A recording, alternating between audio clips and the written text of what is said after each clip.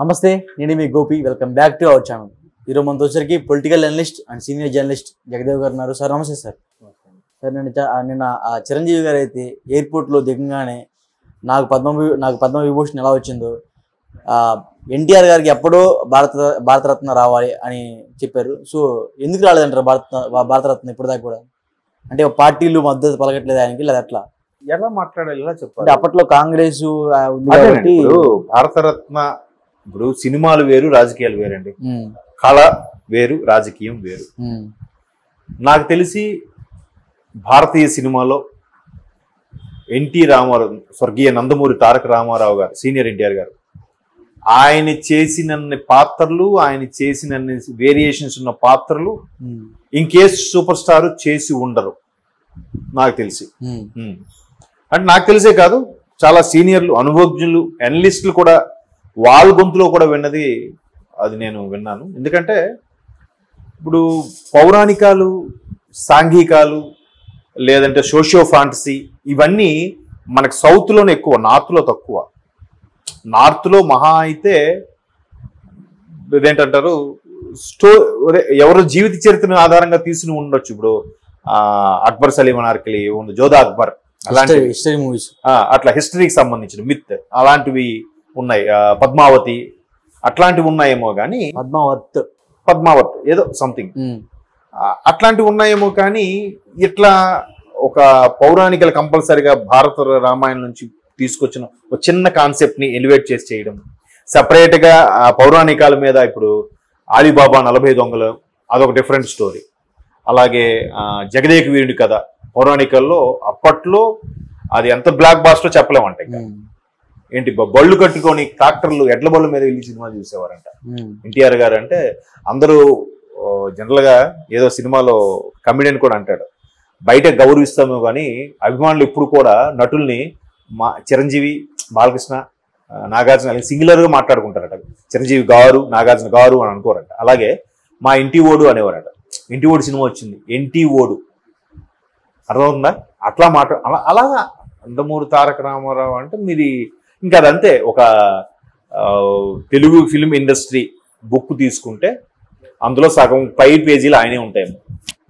Indians book తీసుకున్నా, Indian film industry book తీసుకుంటే నాకు తెలిసి సగం పేజీలు ఎన్టీఆర్ గారి మీదే ఉంటాయేమో. అది ఎందుకంటే ఆయన ఒక దర్శకుడు, ప్రొడ్యూసర్, ఒక మాటలు, అలాగే దాన్ని ఏమంటారు మేకప్. బాలకృష్ణ గారికి ఫస్ట్ మేకప్ వేసింది కూడా ఎన్టీఆర్ గారు. అందుకే ఎన్టీఆర్ గారు అంటే బాలకృష్ణ గారికి ఎప్పుడు ఒక గురుభావము, తండ్రి, ఆయనకు ఇష్టమైన హీరో.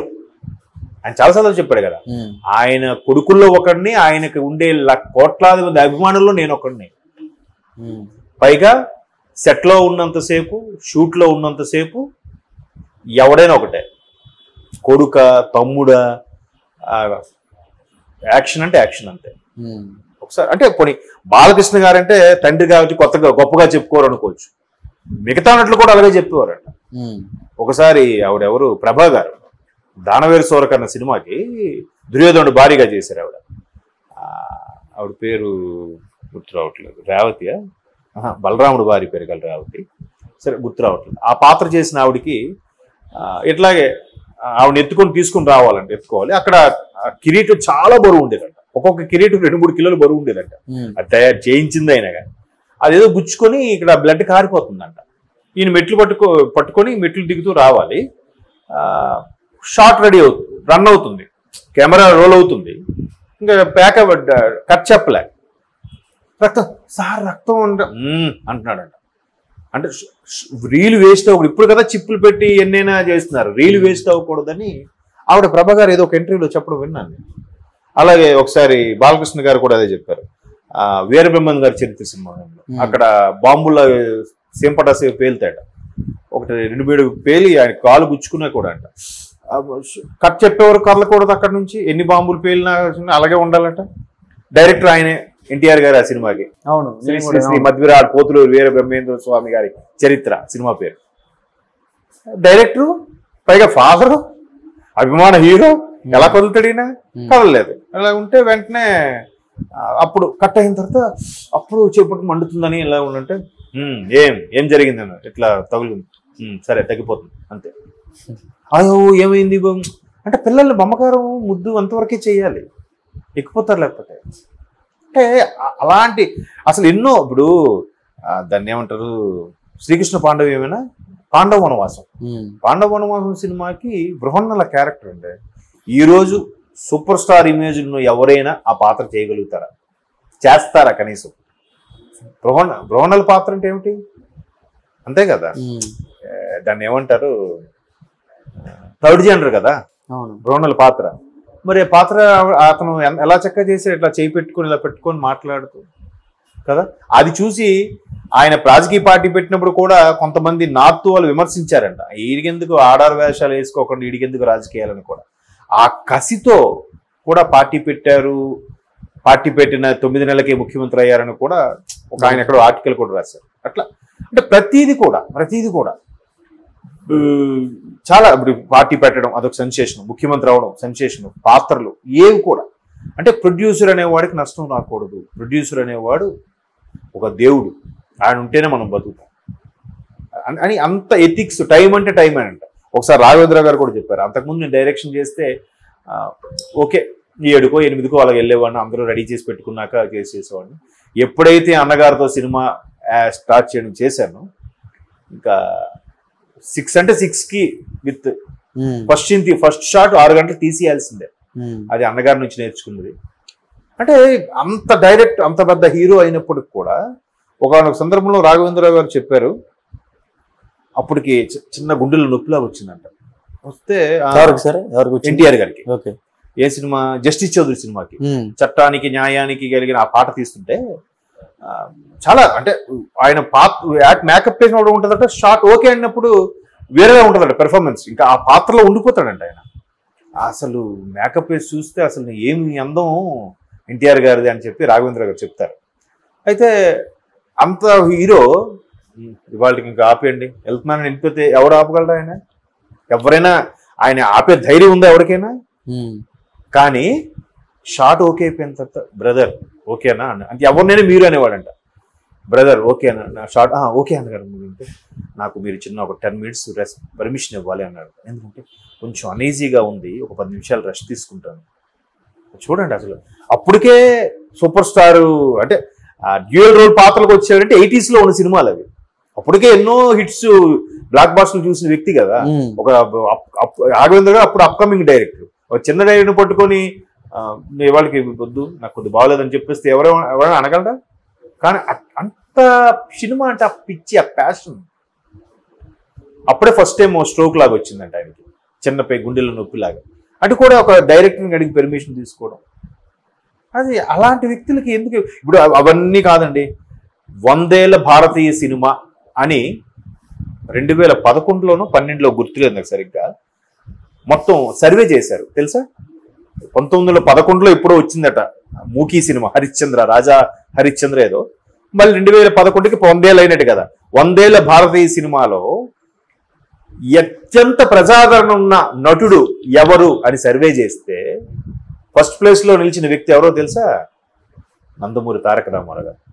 మరి బాలీవుడ్ వాళ్ళు మా హిందీ నేషనల్ లాంగ్వేజ్, మా హిందీ మాట్లాడే వాళ్ళు 15 రాష్ట్రాలు హిందీ మాట్లాడతాయి, మీ సౌత్ ఏముంది, సౌత్కి ఒక అవార్డు, ఇవన్నీ చులకనగా చూస్తారు కదా. మరి ఎందుకు ఆ సర్వేలో ఒక్కరు రాలేదు? బాలీవుడ్ లో సూపర్ స్టార్లు ఉన్నారు కదా, వాళ్ళ ముందు మనోళ్ళు చిన్నోళ్ళని ఫీలింగ్ కదా బాలీవుడ్ వాళ్ళకి కానీ ఈ నేషనల్ మీడియాకి కానీ. మరి ఒక్కడి పేరు రాలేదు ఎందుకండి? నెంబర్ 1 పొజిషన్ లో వచ్చింది నందమూరి తారక రామారావు గారు. తెలుసా మీకు ఆ విషయం? మీరు ఒకసారి వెళ్ళి చూడండి.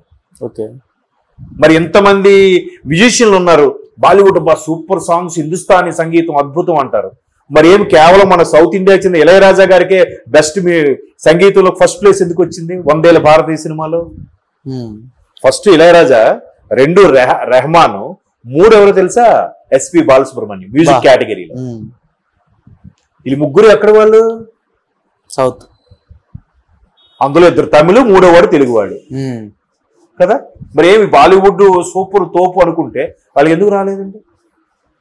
చనిపోయిన అప్పటికే నందమూరి తారక రామారావు 96లోనే చనిపోతే ఎప్పటికీ అత్యంత ప్రజాదరణ ఉన్న నటుడు ఎవరనంటే నందమూరి తారక రామారావు గారి పేరు రావడం ఏంటండి?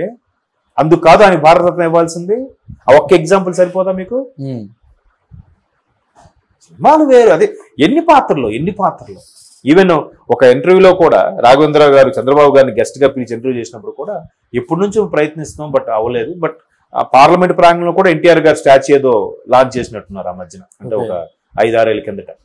ముసలమ్మలాగా చిన్నపిల్లలాగా మిమిక్రీ చేస్తూ వెటకారంగా వయ్యారంగా వ్యంగ్యంగా క్లబ్ డ్యాన్సుల పాటలు కానీ మంచి మధుర గీతాలు కానీ ఏవైనా జానకమ్మ గారిలో గొంతులో పలికిన వేరియేషన్స్ నాకు తెలిసి ఇంకే సింగర్లో కూడా ఉండవు కదా.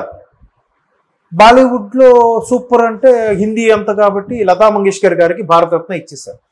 అంటే అలాగని నా ఉద్దేశం ఆవిడ తక్కువ చేసే ఉద్దేశం కాదు, ఆవిడకి ఇచ్చారు. జానకమ్మ గారికి పద్మశ్రీ కూడా ఉండదు. మొన్న ప్రకటిస్తారా? 2 ఏళ్ళ కిందట 3 ఏళ్ళ కిందట ప్రకటించారు పద్మశ్రీ, వద్దని చెప్పారండి. ఎస్, రిజెక్ట్ చేసింది. అది ఎంత తప్పదు. లతా మంగేష్కర్ గారు ఎక్స్ట్రాడినరీ సింగరే, ఒప్పుకుంటాను. జానకమ్మ గారికి ఎంత తక్కువ? పోనీ జానకమ్మ గారిని వేరియేషన్స్ ఇంకే సింగర్ అయినా పాడగలరా? ఛాలెంజ్. ఇప్పటికైనా ఆవిడలా పాడి చూపించమనండి ఎవరైనా. ఆవిడ పద్మశ్రీ మొన్న ప్రకటిస్తారా? ఎంత వేరియేషన్ అయ్యా? మీకు అర్థమైందా? దీన్ని బట్టి చూస్తే ఎన్టీఆర్ గారికి భారతరత్న ఎప్పుడో ఇవ్వాలి. Okay sir, thank you sir.